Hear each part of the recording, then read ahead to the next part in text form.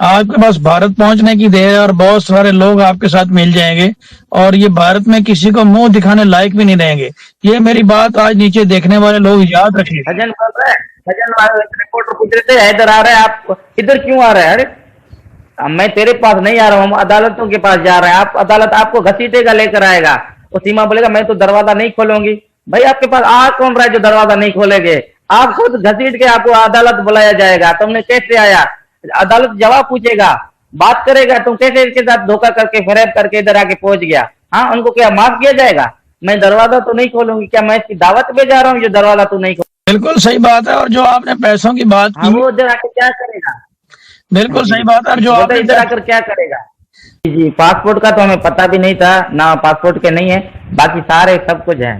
निकाह नामा जी, निकाह नामा मेरा वगैरह। नेकानामा है। जी जी जी जी, नेकानामा, बर्थ सर्टिफिकेट, सीमा के जो एनएससी कार्ड पहले अब्बू के नाम पे बनाया, फिर मैंने इसको 2023 में ऑनलाइन बनवाया। सीमा इधर आना चाह रहा था। 4 सालों से अगर हमारी ताल्लुकात नहीं होती, ऑनलाइन मैंने 2023 के आखिरी महीने में मैंने बनवाया कि ये बच्चे सीमा और या फरवा बतूल या फरा बतूल एक 15 दिन के लिए या 21 दिन के लिए उम्रा पे इधर आ रहे थे। बोलते आप मशवरा दोगे तब मैं बनाऊंगा। ये सही है ना सर?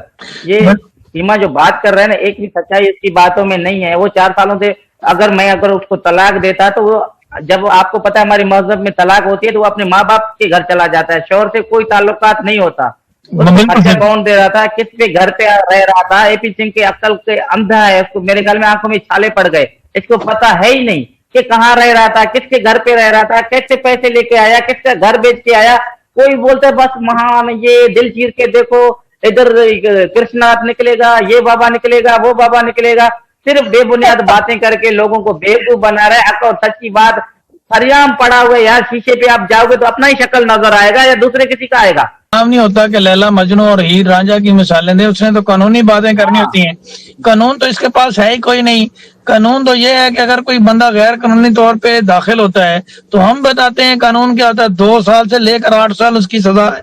अगर बच्चों को आप हिंदू कानून के मुताबिक भी बच्चे जो है वो हैदर अली को मिलेंगे। और ये हैदर अली, आपने बड़ी अच्छी बात की कि ये बच्चों को नुकसान पहुंचाएगा। ये इतनी देर यहाँ पे रही है, पाकिस्तान में रही है, आपके निकाह में होते हुए, ये सारी चीजें होते हुए, अभी आपने वहां जाके ये किस तरह से ये बच्चों की मुखलिस नहीं है तो ये बाकी किसी के साथ क्या करेगा। यहाँ पे एक सवाल और मेरा ज़हन में आ रहा था कि जब ये पहले भी इस तरह से बच्चों को अकेले छोड़कर जाती रही है नेपाल वगैरह और दीगर, उस वक्त कभी आपको शक नहीं हुआ कि ये कहीं बाहर जा रही है? या आपको पता, उस वक्त भी पता नहीं चला किसी किस्म का, किसी बात का?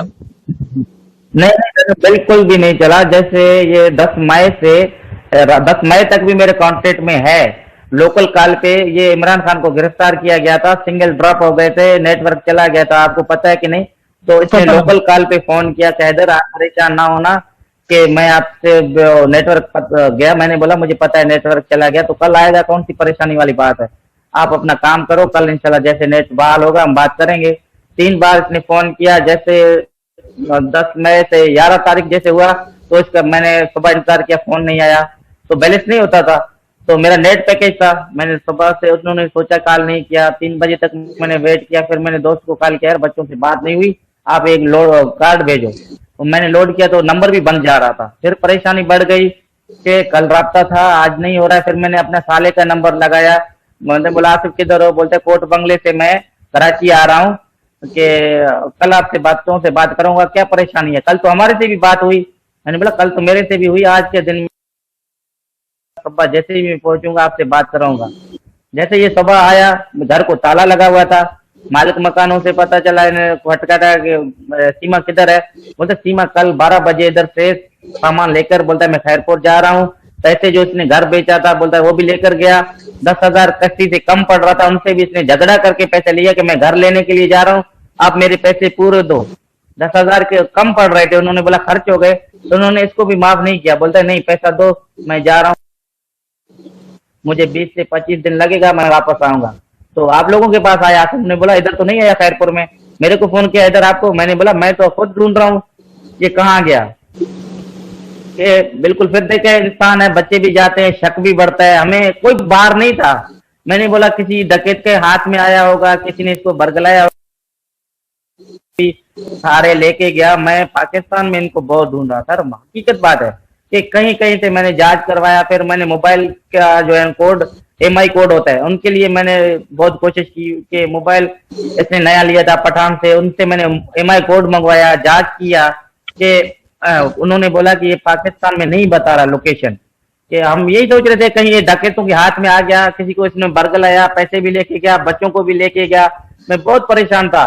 फिर मैंने अब्बू को फोन किया, दूसरे दिन अब्बू आया, एक NC रिपोर्ट दर्ज करा। हमें पता ही नहीं है कि किसी का नाम पे ले, हमने एक नामालूमात रजिस्ट्री करवाया कि बच्चे घर से गायब हैं, पता नहीं है, ऐसे ही हमने लिखवाया। हमें तो कोई कंफर्म था नहीं कहाँ चला गया, किसका नाम लेते सर, नहीं लेना चाहिए, पता ही नहीं है कि है कहाँ।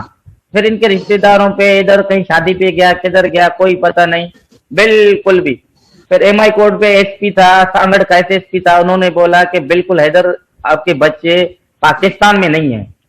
MI कोड में अगर ये पाकिस्तान में होते, मोबाइल में ये बताता कि ये इधर तक है, आप कहीं इनको बाहर ढूंढो। मैंने बोला सर कैसे ये बाहर जाएंगे? बोलते आपके पास कोई NIC कार्ड है? मैंने बोला हाँ बच्चों का है। बोलता ये मुझे दो, मैं एयरपोर्ट पे जांच करवाता हूँ कि शायद ये बाहर मुल्क तो चले नहीं गए। मैंने बोला बाहर कहाँ जाएंगे? बोलता यार आपको देने में क्या हर्ज है, हाँ NIC दो, मैं एयरपोर्ट में इनका जांच करवाता हूँ। आप एक बाप हो, इतना इनसे ढूंढ रहे हो, परेशान हो, मुसलसल में रास्ते में था ना। कि फिर उन्होंने इधर जांच करवाया, किसी FI वालों से बात की, तो उन्होंने कार्ड लगाया, तो इनका पूरा हिस्ट्री लेकर आया। बोलते हैं चले गए। फिर भी हम देहात वाले लोग यकीन नहीं करते। हमने बोला कैसे जा सकते हैं? बोलते हैं भाई तुम्हारे बच्चे दुबई चले गए, 2 दिन के बाद दुबई के ये नेपाल चले गए, नेपाल के बाद कुछ पता नहीं है।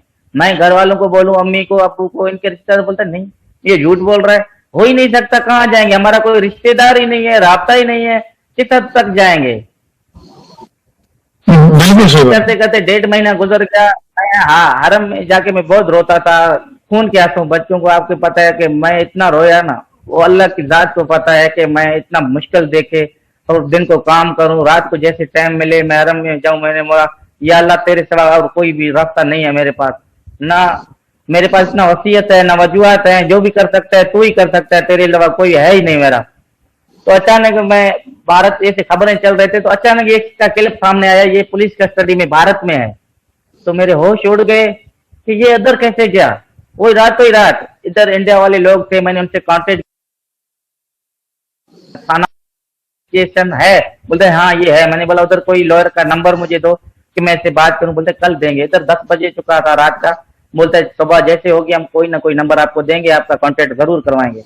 फिर उधर इन्होंने एक, मेरे ख्याल में वकील साहब थे या कोई अखबार छापने वाला नुमाइंदा था, उसका नंबर दिया। मैंने बोला, उसको क्लिप भी मैंने भेजा। मैंने बोला इनको जानते? बोलता हाँ ये इधर पुलिस स्टेशन है, ये इनका थाना है, ये औरत को गिरफ्तार किया गया। मैंने बोला प्लीज ये मेरे बच्चे हैं, मेरे से बात करवाओ। वो दर्द दिल रखने वाला बंदा, वो सुबह जैसे उधर गया थाने पे, पर पुलिस वालों ने इजाजत नहीं दी। बोलते हम बात करने का इजाजत नहीं है, अगर औरत खुद चाहे तो फिर हम बात करवा सकते हैं। नहीं माना है। फिर ये केस थोड़ा सिलसिला ऐसे ही बढ़ता गया, आज तक इस नतीजे पे पहुंच गया। हमें इस बारे में ना हमारा कोई रिश्तेदार था बाहर, ना ये कहीं जाता था, घर के अलावा घरोनी खातून था। ईद पे जो ये रमजान ईद गुजर गया, मैंने बच्चों को बोला सीमा को कि कपड़े मेरे लिए भेजो। बोलता है इधर आपको मुनासिब समझता है किसी दर्जी के पास जाऊं, आपके कपड़े सिलाई करवाऊं? अगर आपका दिल करता है तो फिर मैं जाऊं। मैंने बोला छोड़ो, खुदा की कसम यही बात है, मैं आपको सच और हकीकत बता रहा हूं। मैंने बोला छोड़ो इस बात को, मैं इधर से सिलाई कराऊंगा, आपको अच्छा नहीं लग रहा है तो आप नहीं जाना किसी दर्जी के पास, आपके कपड़े लूं, मुझे अच्छा नहीं लगता है। वो इतना अपने को मासूम समझता था। आज मैं इंडिया में बैठ के उनकी खबरें तो देख, बातें तो देख। ये बिल्कुल सही बात है। ये कुछ लम्हों के लिए हमें भी लगता है कि जैसे इसको ट्रैप किया गया है। बहरहाल सचिन है जिस कैपेसिटी में सीमा को अपने घर रखा हुआ है, उस हवाले से कि कानूनी तौर पे देखा जाए तो मुझे तो वो भी पूरा मुजरिम नजर आता है और उसके खिलाफ भी कार्रवाई होनी चाहिए कि उसने एक गैर कानूनी तौर पर एक खातून जो है वो दाखिल हुई है और उसको अपने घर पे पनाह दी हुई है। तो समय से बालातर है कि किस तरह से भारतीय इदारे जो हैं वो उसको इस चीज मेरे सामने बोलता है ये मेरे बच्चे हैं। अरे सजन तेरे बाप के बच्चे हैं, कल इसको जूते और लित्तर पड़ेंगे ना तब पता चलेगा कि इनको गैर तरीके से रहाना, इनको राहत देना।